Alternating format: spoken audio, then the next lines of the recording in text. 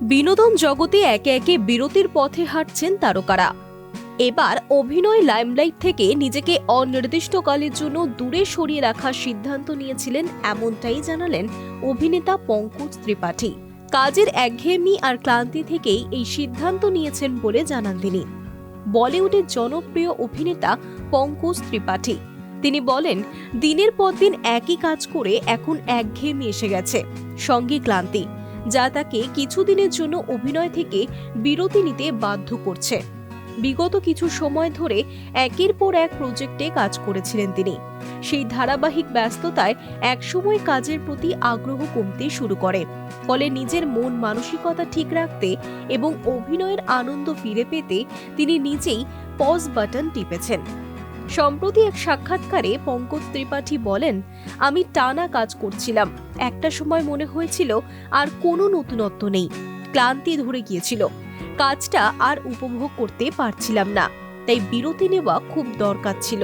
তিনি আরও জানান, এখন তিনি আগের চেয়ে বেশি বেছে বেছে কাজ করেন।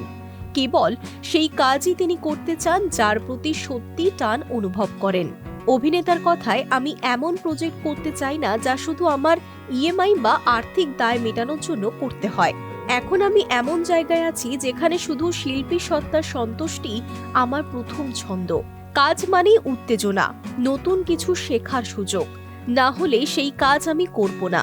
আরেকটি সাক্ষাৎকারে এক সর্বভারতীয় সংবাদ মাধ্যমে পঙ্কজ জানিয়েছিলেন কেন তিনি ব্যস্ত কর্মজীবন থেকে সরে এসেছেন।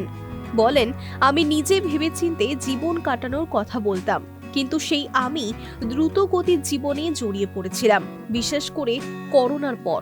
অভিনেতারা যে অস্ত্র ব্যবহার করেন, অর্থাৎ তাদের অভিনয় দক্ষতা, সেটাকে কিভাবে, কখন, কোথায় ব্যবহার করা উচিত, সেটা খুব ভেবেচিন্তে করা দরকার।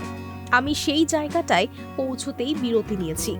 গত বছর পঙ্কজ ত্রিপাঠীর মাত্র একটি সিনেমা মেট্রো ইন দিনো এবং একটি ওয়েব সিরিজ ক্রিমিনাল জাস্টিস মুক্তি পেয়েছিল। দীর্ঘ ব্যস্ত শুটিং রুটিন তাকে শারীরিক ও মানসিকভাবে ক্লান্ত করেছিল বলেই জানান অভিনেতা।